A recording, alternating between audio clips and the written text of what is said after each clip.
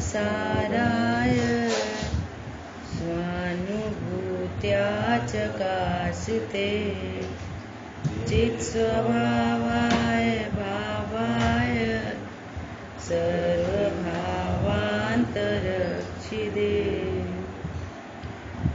वन्दितु सर्वसिद्धे ध्रुवमचलमणोवमं गतिं पत्ते भोक्ष्यामि समय पाहुड मृडमो सुध केवली परिदम्।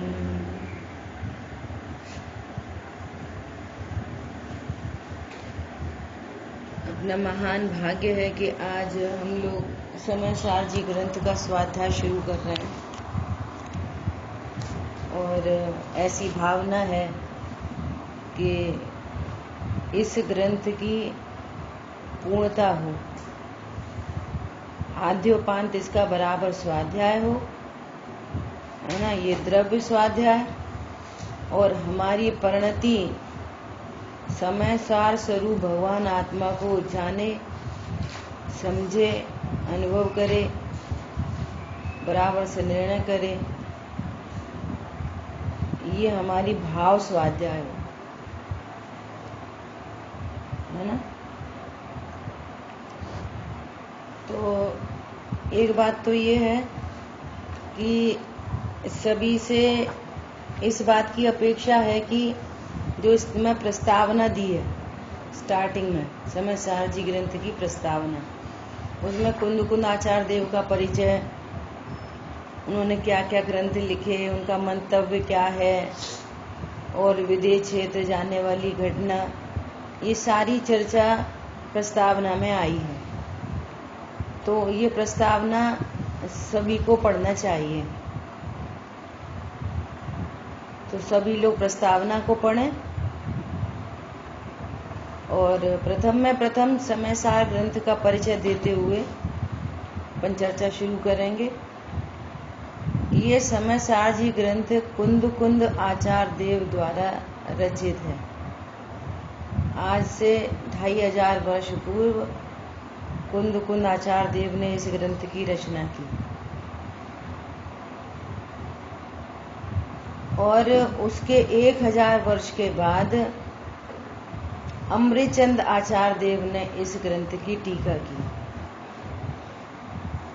और बहुत जो कुंद कुंद आचार्य देव जिन रहस्यों को कहना चाहते थे, उन रहस्यों का उन्होंने युक्ति न्याय से उसका प्रतिपादन किया। आवाज आ रही है सभी को अच्छे से?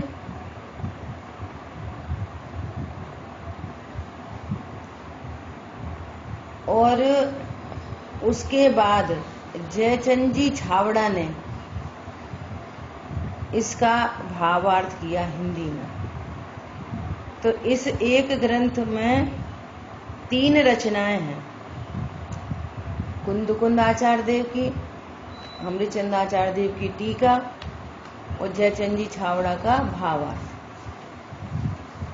कुंद कुंद आचार्य देव ने जो गाथाएं लिखी वो प्राकृत भाषा में गाथा लिखी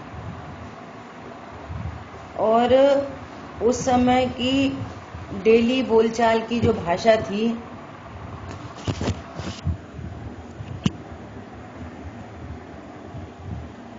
वो प्राकृत भाषा थी उस समय की। और अमृतचंद आचार्य देव ने जब टीका की तब जो बोलचाल की भाषा थी वो संस्कृत थी।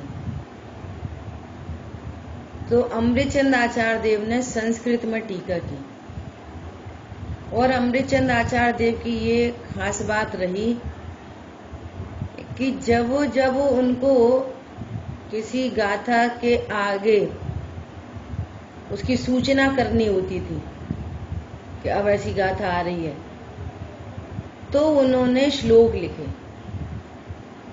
और कभी गाथाओं के बाद में भी श्लोक लिखे उसका और भाव व्यक्त करने के लिए। तो जो उनकी टीका है तो वो गद्य में तो टीका की और पद्य में भी रचना है उनकी, जो उनके श्लोक हैं सो वो पद्य में, जैसे कोई अच्छे से गुनगुनाता है पद्य में ऐसे। तो अमृतचंद कुंद आचार्य देव की गाथा तो प्राकृत भाषा में सूत्रात्मक है ना। और अमृतचंद आचार्य देव की जो टीका है वो गद्य और पद्यमयी रचना है। उनका गद्य भी है और पद्य भी है। तो उसको कहते हैं चंपू काव्य। उसको क्या बोलते हैं? चंपू काव्य कहते हैं। अमृतचंद आचार्य देव की टीका को चंपू काव्य कहते हैं। कुंद आचार्य भगवान ने इस ग्रंथ की रचना के लिए ऐसी प्रतिज्ञा की, जैसे षटखंडागम ग्रंथ लिखा गया। तो षटखंडागम ग्रंथ आगम का ग्रंथ है ना। जैसे वहां जीव की चर्चा करेंगे तो जीव की चर्चा वहां पर जीव के आगम के प्रभेद करेंगे, संसारी और मुक्त, फिर संसारी तरस और स्थावर, फिर स्थावर 5 प्रकार के, फिर तरस 5 प्रकार के, ऐसी चर्चा आएगी। इंद्रियों सहित जीव का ज्ञान कराया, संयोग से चर्चा है वहां, है ना। लेकिन यहाँ ये विशेषता है कि कुंद आचार्य देव ने स्व से एकत्व और पर से विभक्त आत्मा को दर्शाया। जो अपन चर्चा करते आए ना, नहीं देखा निज शाश्वत देव, पूजन की लाइनों में आता है युगल जी बाबू जी, रही क्षण का पर्याय की प्रीति। मतलब आगम के उन ग्रंथों को पढ़कर भी यदि जीव भेद ज्ञान नहीं करे तो वो एकत्व विभक्त आत्मा को नहीं समझ पाता। मोक्ष मार्ग प्रकाशक में टोडरमल जी ने भी लिखा है कि ये जीव के वो इंद्रिय जाति आदि आदि भेद तो समझ लेता है।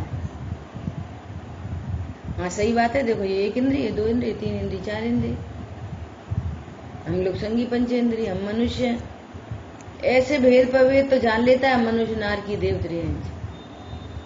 लेकिन भेद विज्ञान के लिए जिस जीव की चर्चा है, जिस ज्ञान मात्र जीव की चर्चा है, उसको नहीं समझ पाता। इसलिए वो इतना स्वाध्याय करने पर भी भेद विज्ञान से रहित होने के कारण इसको सुख की प्राप्ति नहीं हो पाती है। हरी बात समझ में? अभी पूछो कि तुम कौन सी गति के जीव हो तो बता देगा मनुष्य गति के जीव है। लेकिन यहाँ कुंद आचार्य देव कह रहे हैं मनुष्य गति मेरे में नहीं है, मैं तो ज्ञान गति वाला हूं। ये डिफरेंस है दोनों में। तो कुंद आचार्य देव की ये प्रतिज्ञा कि मैं एकत्व विभक्त आत्मा को बताऊंगा। किस एकत्व विभक्त आत्मा को? कि जिसका स्वरूप जानने से, जिसका लक्ष्य करने से, यही मैं हूं ऐसा जानने से, जिस जीव को नियम से दुखों का नाश होता है, गारंटेड दुखों का नाश होता है। परिणति में उत्पन्न होने वाले अज्ञान मोह राग द्वेष का नाश निश्चित रूप से होता है। ऐसी एकत्व विभक्त आत्मा को कुंद आचार्य देव बताना चाह रहे हैं। और अमृतचंद आचार्य देव का परम उपकार कि उन्होंने उन गाथाओं का जो मर्म है वो युक्ति न्याय से समझाया, लॉजिकली। उन्होंने अपनी टीका में न्याय भरे हैं। आप न्याय करो, लौकिक में कहते हैं ना कि भैया न्याय करो, अन्याय नहीं करो। तो हम लौकिक न्याय अन्याय तो समझ जाते हैं, लेकिन अपने प्रति अन्याय हो रहा है ऐसा जीव को परिचय नहीं हो रहा कि वो अपने प्रति अन्याय कर रहा है, अपने जो वास्तविक स्वरूप है उसको नहीं जान रहा। आ रही बात समझ में? तो इस प्रकार अमृतचंद आचार्य देव ने, उनकी टीका का नाम है आत्मख्याति टीका। अमृतचंद आचार्य देव की टीका का क्या नाम है? आत्मख्याति टीका। तो आत्मा की ख्याति हो, आपके ज्ञान में आत्मा की प्रसिद्धि हो, ऐसा। और ये वो महान ग्रंथ है कि जिस ग्रंथ को जब गुरुदेव श्री ने सबसे पहली बार देखा और पढ़ा तो उनके मुंह से अनायास ये शब्द निकले, ओहो ये तो अशरीरी होने का ग्रंथ है। अर्थात इस ग्रंथ में जो शुद्धात्म स्वरूप दर्शाया है, यदि मैं ऐसा जानता हूँ, ऐसा मानता हूँ, इसका अनुभव करता हूँ, इसका आनंद करता हूँ, तो नियम से मैं इस देह से संयोगों से मुक्त हो जाऊंगा। अशरीरी होने का ग्रंथ है ऐसा। ये ग्रंथ तो मुझे वर्तमान में अशरीरी बता रहा है, ऐसा उनके मुख से अनायास ये शब्द निकले। और गुरुदेव श्री ने इसको सभा में 19 बार पढ़ा इस ग्रंथ को। कभी ऐसा नहीं हुआ कि एक दिन भी समय सार के स्वाध्याय के बिना गुरुदेव श्री का एक दिन भी बीता हो। ग्रंथ पूरा हुआ फिर वापस नमो समय सार, ग्रंथ पूरा हुआ फिर वापस।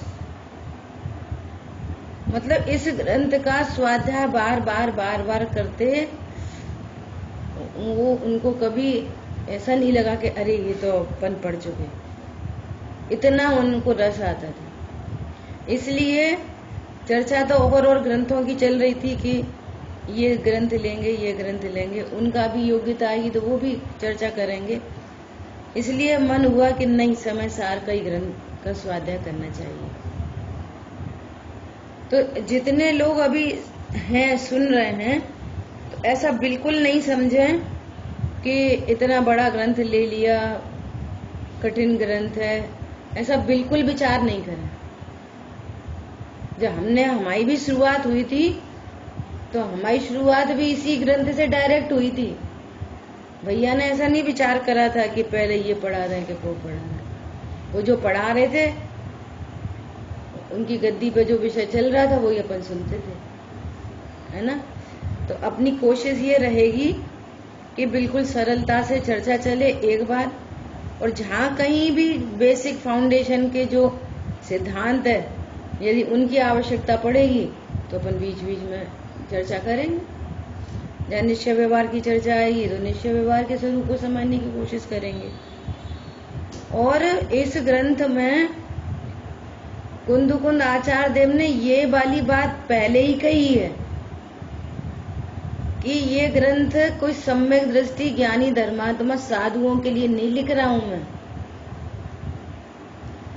ये उस जीव के लिए ग्रंथ लिख रहा हूं जो अत्यंत अप्रतिबुद्ध है, अज्ञानी है।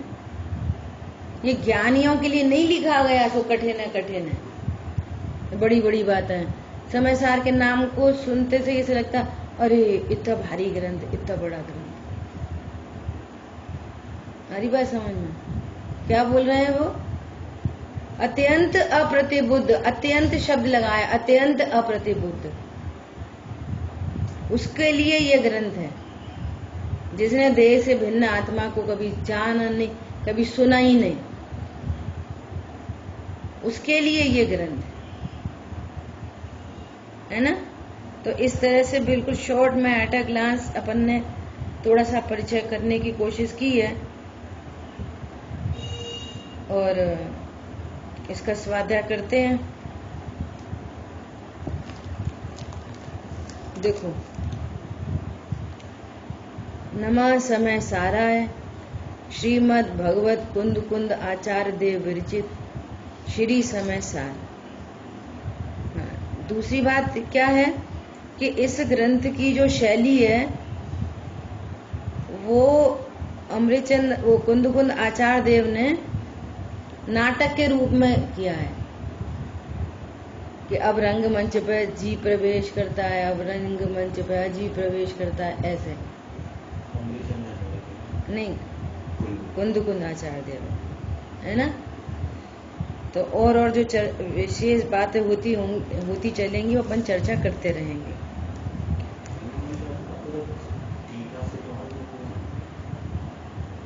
अभी देखो, सबसे पहला जो अधिकार है, इसका क्या अधिकार है? पूर्व रंग अधिकार, है ना। हाँ, पूर्व रंग अधिकार। तो जो बिल्कुल बहुत एकदम से पुरुषार्थी जीव है और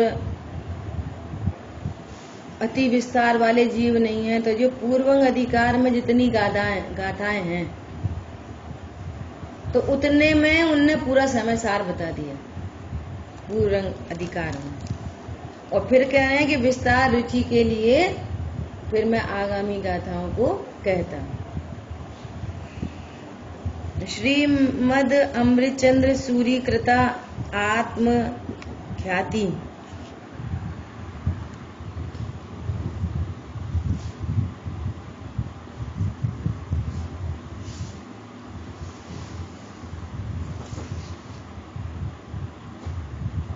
हिंदी भाषा वचनिका, देखो नीचे है हिंदी भाषा वचनिका।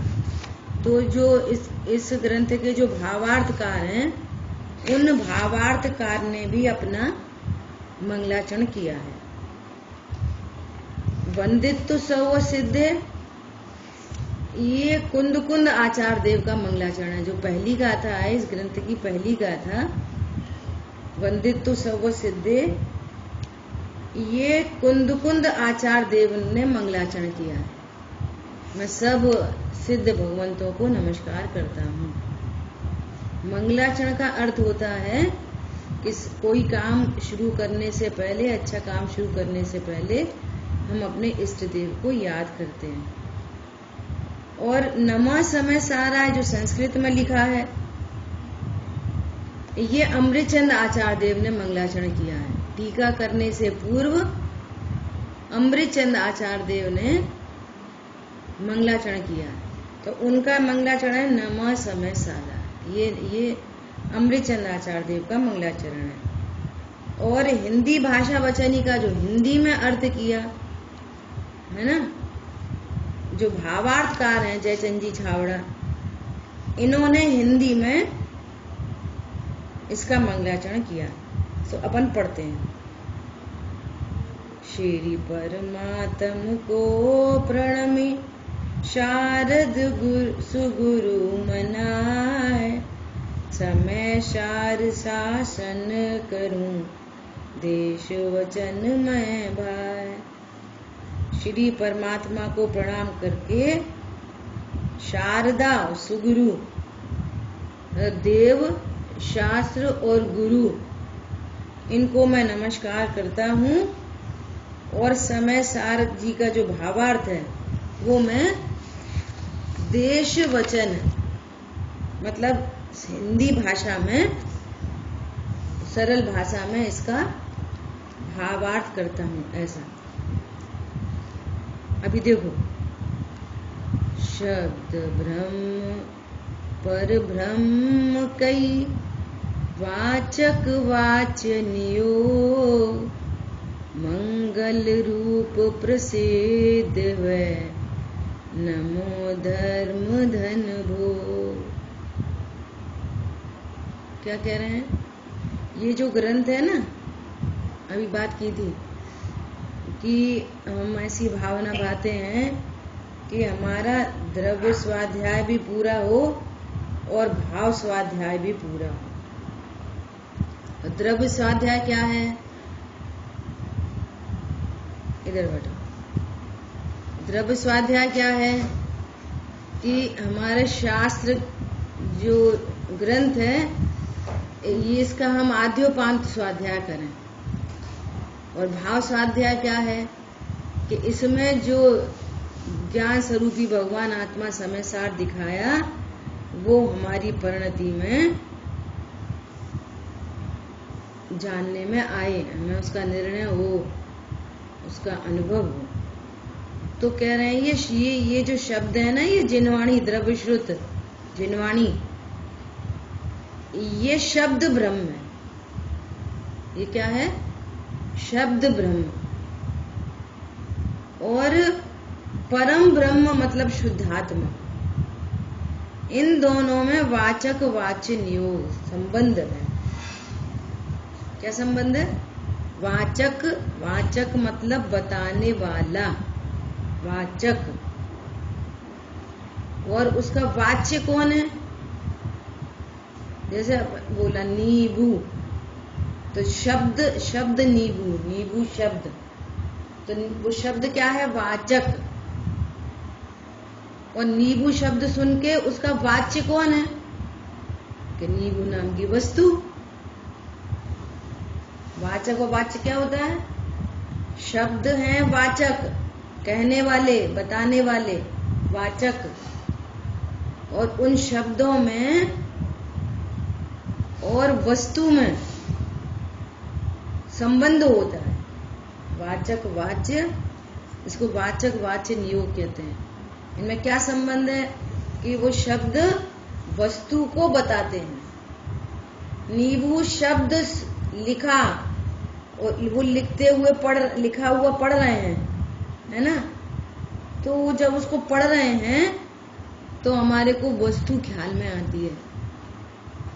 बच्चे को पढ़ा रहे ना, नर्सरी बच्चे को, उसमें लिखा है ए और एप्पल बना है ना?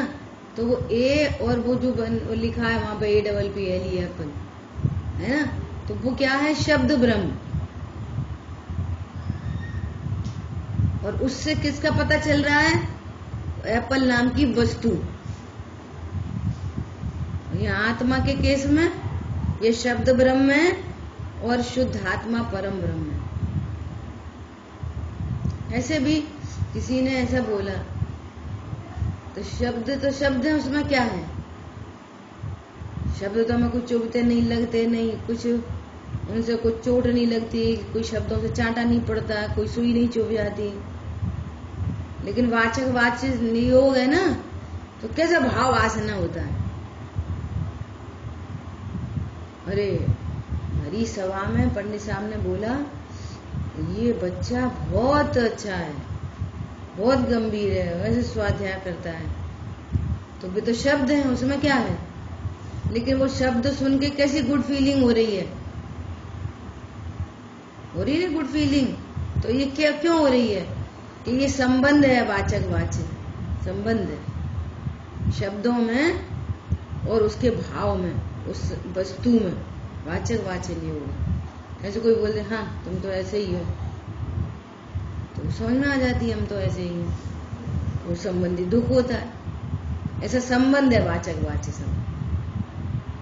शब्द ब्रह्म और परम ब्रह्म के वाचक वाच्य संबंध है। मंगल रूप प्रसिद्ध है, नमो धर्म धन भोग। ये मंगल रूप है और ये प्रसिद्ध, हमारी प्रणति में प्रसिद्ध हो, इसलिए मैं इस धर्म धन के भोग के लिए नमस्कार करता हूँ। ठीक है। इसमें एक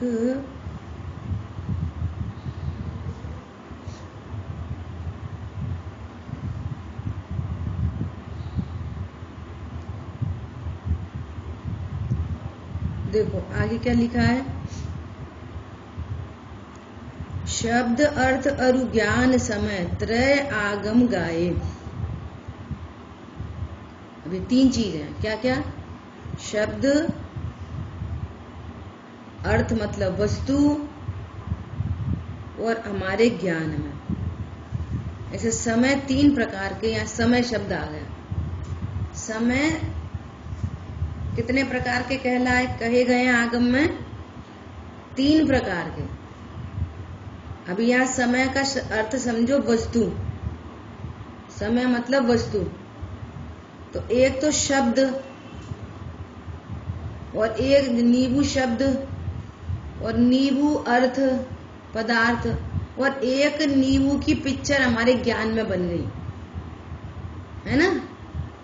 तो 3 समय हो गए। कितने समय हो गए? समय मतलब वस्तु, तो शब्द और एक अर्थ और एक ज्ञान, ऐसा।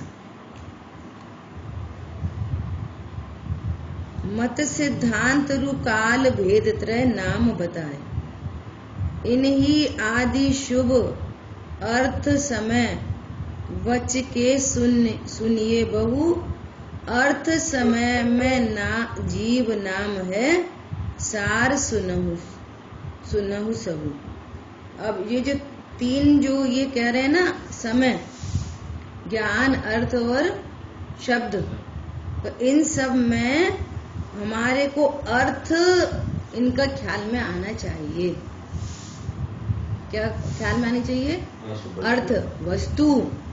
जैसे नींबू शब्द सुनते से ही हमारे ज्ञान में नींबू ख्याल में आता, नींबू की पिक्चर बनती है। एप्पल बोला तो एप्पल बनता, ऐसा नहीं है कि एप्पल बोला और ख्याल में आ रहा नींबू, है ना। ऐसे ही यहाँ पर शुद्धात्म स्वरूप बताया जाएगा शब्दों के माध्यम से, और शुद्धात्मा नाम कोई वस्तु भी है इस विश्व में। जिनवाणी में समय सार लिखा है, वो शब्द समय है ना, और हमारे ज्ञान में वो ख्याल में आए, और वास्तव में समय और समय सार नाम का पदार्थ भी इस विश्व में है, ऐसा। जाते जो सार बिन कर्म मल, शुद्ध जीव शुद्ध न कहे, इस ग्रंथ माहि कतनी सबे, समय सार बुद्धि जन कहे। देखो, ताते जो सार बिन कर्म मल, इस समय का भी जो सार है शुद्धात्म जीव। समय सार का सार, जैसे मौसमी का सार क्या है? उसका जूस। ऐसे ही भी करेंगे अपन सभी चर्चा समय सार की सब, है ना। तो कर्म मल से रहित जो शुद्ध न की विषय भूत शुद्धात्मा है, उसकी कथनी इस ग्रंथ में कही गई है। सभी बुद्ध जन ने उस समय सार को इस ग्रंथ में कहा है। नामादि 6 ग्रंथ मुक्ता में मंगल सार, विघन हनन नास्तिक हरन, शिष्टाचार उचार। क्या कह रहे हैं कि मंगलाचरण कर रहे हैं। तो मंगलाचरण क्यों किया जाता है? कि मंगलाचरण किया जाता है सबसे पहले शिष्टाचार के हेतु। शिष्टाचार है कि हम कोई नया काम करें तो हमारा ये शिष्टाचार है कि हम अपने इष्ट देव को, अपने बड़े लोगों को सबसे पहले याद करें, है ना। घर में भी कोई काम होता है अच्छा, तो अपन बोलते ना सबसे पहले बड़े लोगों को बुलाओ, है ना, ऐसा। तो शिष्टाचार के हेतु। और नंबर 2, नास्तिकता का परिहार हेतु, कि तुम आस्तिक हो, तुम भगवान को मानने वाले हो कि इस विश्व में कोई भगवान नाम की चीज है। ये तो नास्तिक क्या बोलते हैं, वो कोई भगवान कुछ नहीं होता। तो उससे ये भी पता चलता है कि आप नास्तिक नहीं हो, यही पता चलता है ना। तो नास्तिकता के परिहार हेतु, कि आप नास्तिक नहीं हो, उसका परिहार होता है। विघन हरण, कि जब हमने किसी कार्य को शुरू करने से पहले जिनेंद्र देव को अपने सिर माथे विराजमान किया है ना, तो सहज में ऐसा पुण्य बनता है ऑटोमेटिक कि सर्व विघ्नों का नाश हो जाए, है ना। तो इस 3-4 कारणों से मंगलाचरण किया जाता है। समय सार जिन राज हैं, स्याद वाद जिन वैन, मुद्रा जिन निर्ग्रंथता, नमू करें सब चैन। समय सार जिन राज है, समय सार कौन है? जिन राज, भगवान आत्मा भगवान है। वो इस समय सार को बताने वाली वाणी वो कैसी है? स्याद वाद मई वाणी, ऐसा। समय सार जिन राज है, अर्थात कार्य समय सार की बात कि वे भगवान है, सो कौन है? समय सार है। और उनकी वाणी कैसी है? स्यादवादमयी वाणी है। जिनेंद्र भगवान की वाणी स्यादवादमयी है।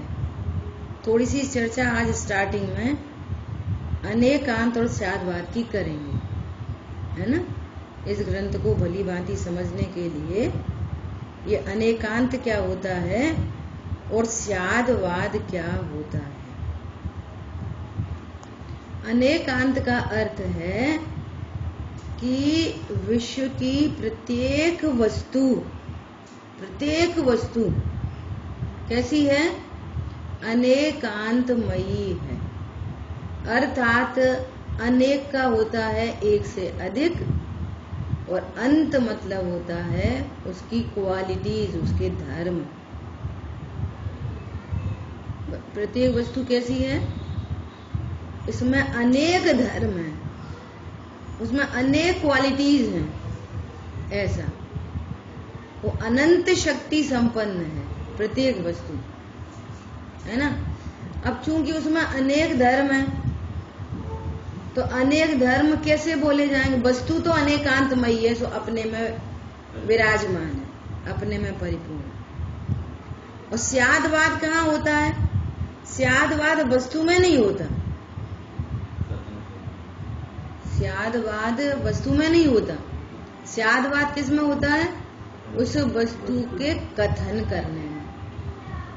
अब उसमें अनेक धर्म है, तो अब अनेक धर्म एक साथ कैसे बोले जाएंगे? तो किसी न किसी की मुख्यता से बात चलेगी। सिंपल एग्जाम्पल से समझने की कोशिश करेंगे कि जैसे एक घर है, घर एग्जाम्पल है ना। एक घर है, तो घर कैसा है? अनेकांतमयी, है ना। तो घर तो कोई बोलता कहता नहीं है, वो तो जैसा है वैसा है। अब घर के बारे में कौन बताएगा? कि हम बता रहे घर के बारे में, है ना। अब किसी ने बोला कि हमारा घर 30 बाई 60 का है। स्टार्टिंग कहां से हुई? 30 बाई 60 का। तो आपने 30 बाई 60 में पूरे घर को बता दिया? नहीं बता पाए। उसका हमने क्षेत्र बताया अकेला। क्या बताया? 30 बाई 60 का क्षेत्र बता दिया। तो क्षेत्र की मुख्यता से बात हो गई। अब वो कोई बोले कि 30 बाई 60 घर क्या होता है, तो कहेंगे क्षेत्र के एंगल से किसी अपेक्षा से कथन कर रहे हैं। वो कैसा है कि 3 मंजिल, तो उस एंगल से बात कर दी। तो कितने BHK है, तो क्रम पड़ रहा है ना बोलने में।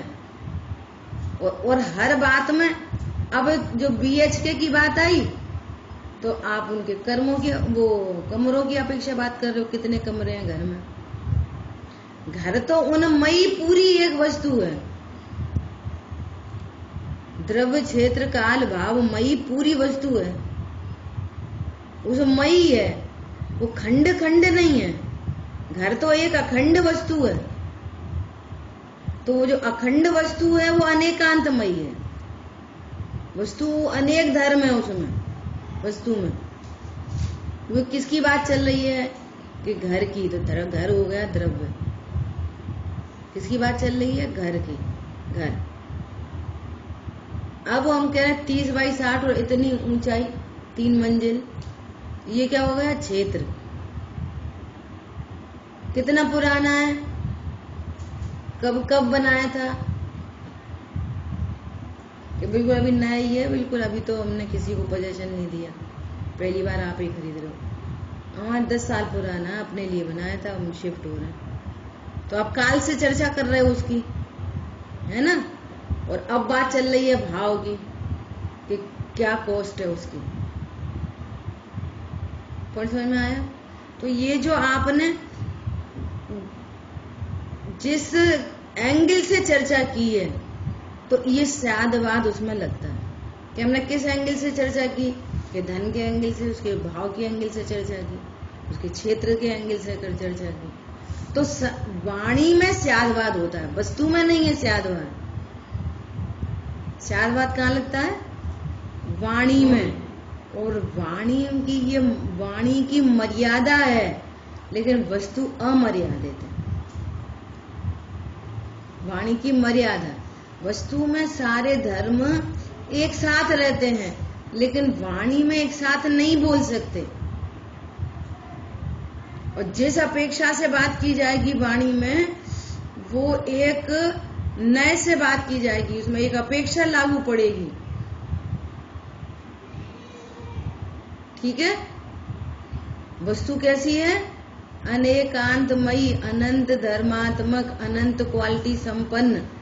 तो उसकी क्वालिटी एक एक समय की होती है कि हर समय वो पूरी क्वालिटी उसमें विराजमान है। और वस्तु तो अपने में, वस्तु मौन होती है, वस्तु कुछ नहीं बोलती। नींबू नींबू है, नींबू क्या कह रहा है? कुछ नहीं। नींबू अनेकांतमयी एक वस्तु है बस। अब नींबू की चर्चा करोगे तो कैसे चर्चा करनी पड़ेगी नींबू की चर्चा? कि अब आपको भेद से चर्चा करनी पड़ेगी। अरे कैसे नींबू लाना, थोड़ा रसीले लाना, मोटा छिलके का है कि पतला छिलके का है? अरे बात समझ में?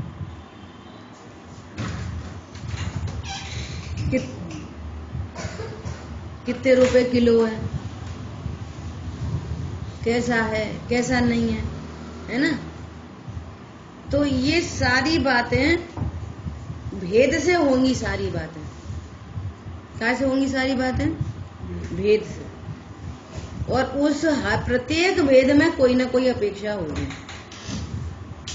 प्रत्येक भेद में क्या होगी? कोई ना कोई, प्रत्येक भेद में कोई ना कोई अपेक्षा होगी, है ना? तो ये बहुत समझने की बात है कि विश्व की प्रत्येक वस्तु अनेकांतमयी है। वस्तु अपने में मौन रूप से विराजमान है। अब वस्तु की कथनी में स्यादवाद होता है, उसके कथन किए जाते हैं, स्यादवाद से कथन किए जाते हैं।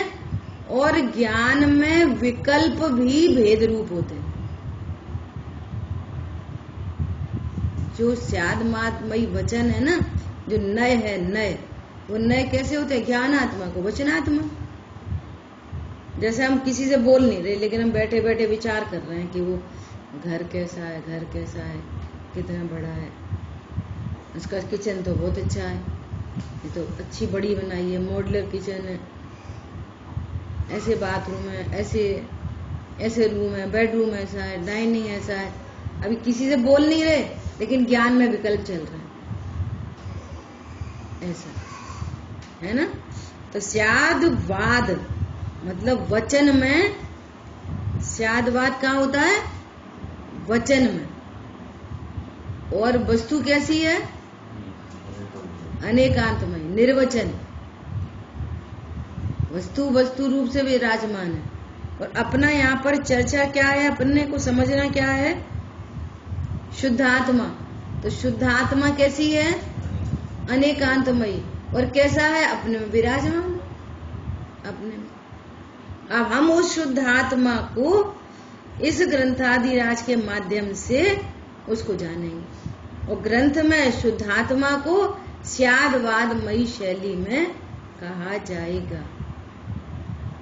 तो समझने के लिए सबसे पहला अनेकांत क्या है? प्रथम में प्रथम, स्व से अस्ति, पर से नास्ति, ये अनेकांत। विश्व की प्रत्येक वस्तु अनेकांतमयी है और अनेकांत उसका सौंदर्य है। अनेकांत से वस्तु जीती है।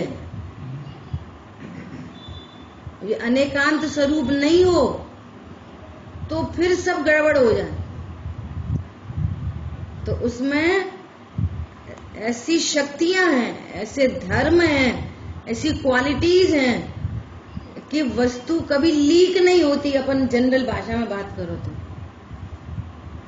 कैसी है वस्तु? लीक नहीं होती कि अपने द्रव्य क्षेत्र काल भाव को छोड़ के बाहर निकल जाए, किसी और में चली जाए। और इतने सेफ्टी गार्ड लगे हुए हैं कि पर की कोई एंट्री हो जाए हमारे में, ऐसा नहीं हो सकता। लाइन ऑफ कंट्रोल है जबरदस्त। स्व से अस्ति और पर से नास्ति। अपनी द्रव्य गुण पर्याय की सीमा को छोड़कर बाहर नहीं जाती, सो उसकी स्व से अस्ति है ना, और पर से नास्ति है, और पर मेरे में आके प्रवेश नहीं होता। ये अनेकांत का एक एंगल है, एक धर्म युगल की अपन ने चर्चा की। ठीक है, इस तरह से अपन ने जो भावार्थकार हैं जयचंद जी छाबड़ा,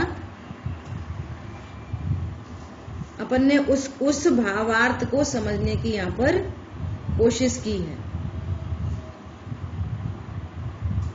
हाँ, समय सार जिन राज हैं स्याद वाद जिन में। जिनेंद्र भगवान के जो वचन हैं वो कैसे हैं?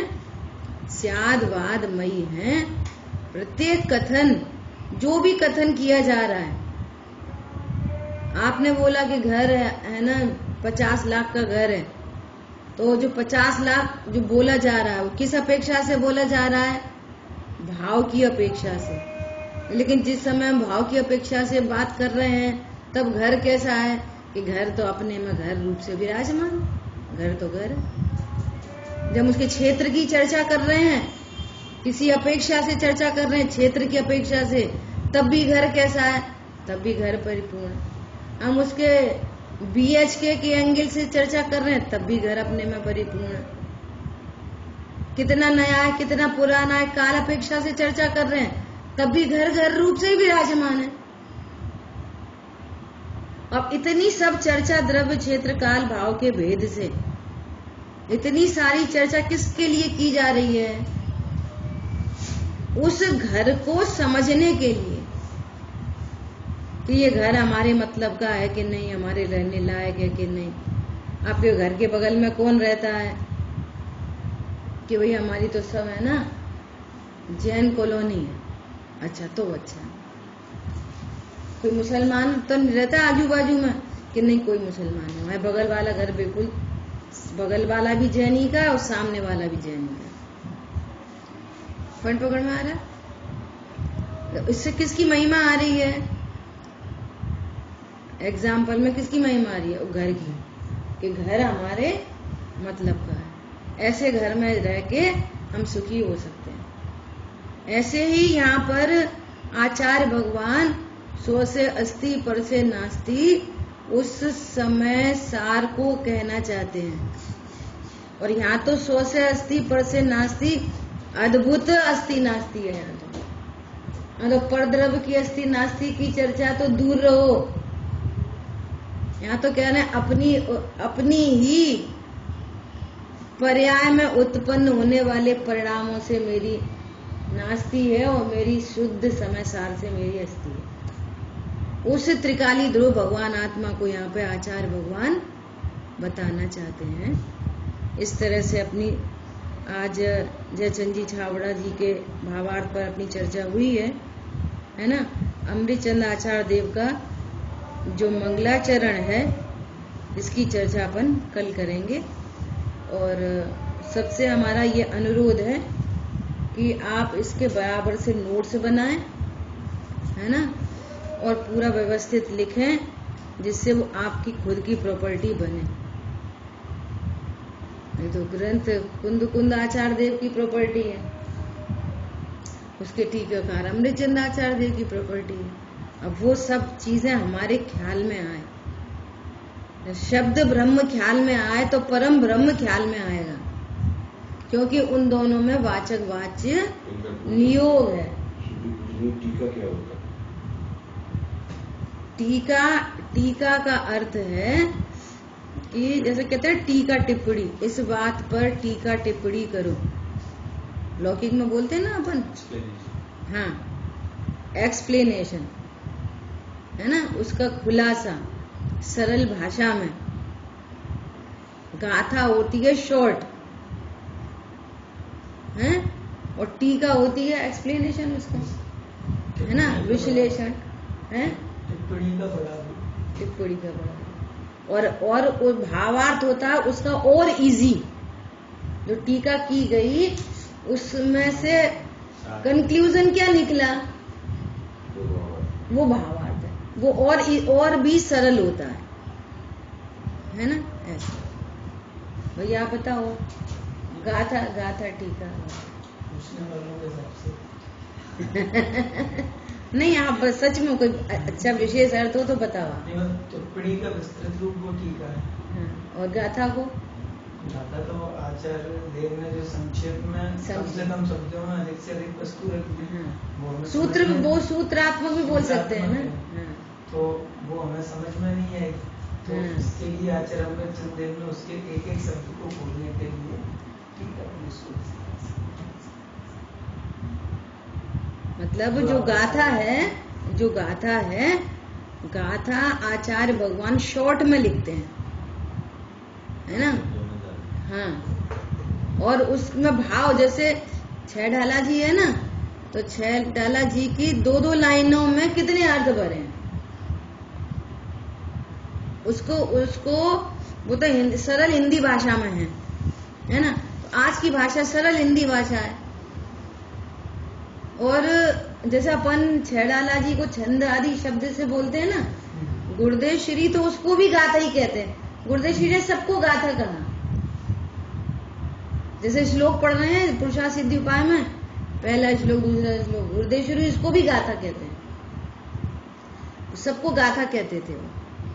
तो जितनी सूत्रात्मक शॉर्ट में जो कहा जाता है ना, उसको सूत्र कहते हैं या फिर गाथा कहते हैं, और उसका जो विश्लेषण किया जाता है उसको टीका कहते हैं, और उसका भी इजीएस्ट जो रूप होता है उसको भावार्थ कहते हैं। और भावार्थ में एक प्रकार से दोनों का, टीकाकार और ग्रंथकार, सूत्रकार, गाथाकार का सार होता है, उसमें कंक्लूजन होता है भावार्थ में, है ना। तो इस तरह से अपनी चर्चा हुई है, और बिल्कुल धैर्य बनाए रखना। जितना ज्यादा से ज्यादा होगा उतना अपन टिपिकल शब्द कोशिश नहीं करेंगे, और सरलता से इस ग्रंथ को समझने की कोशिश करेंगे, सबसे इजी से इजी। और हाँ, और आप लोगों को भी जैसे अभी अमिता ने पूछा है ना, ऐसे आपके प्रश्न लगातार चलते रहें। ऐसा नहीं सोचना कि अरे हम पूछेंगे तो क्या किसी को क्या पता चलेगा, ये नहीं। आपको कहीं भी कुछ प्रश्न आ रहा हो तो आप बराबर से लिखकर भी पूछ सकते हैं और अनम्यूट करके भी पूछ सकते हैं, और लेकिन उससे रिलेटेड हो, जो अपनी चर्चा चल रही है, इतना ध्यान रखना कि इससे रिलेटेड होना चाहिए और शॉर्ट में होना चाहिए। ठीक है। और ये क्या बात बोलनी थी, हाँ, ये तो अपन ने पहले ही बोल दिया कि ये ग्रंथ अत्यंत अप्रतिबुद्ध जीवों के लिए है। ऐसा नहीं सोचना, बिल्कुल नहीं सोचना। और सही बात बताएं, हमारे को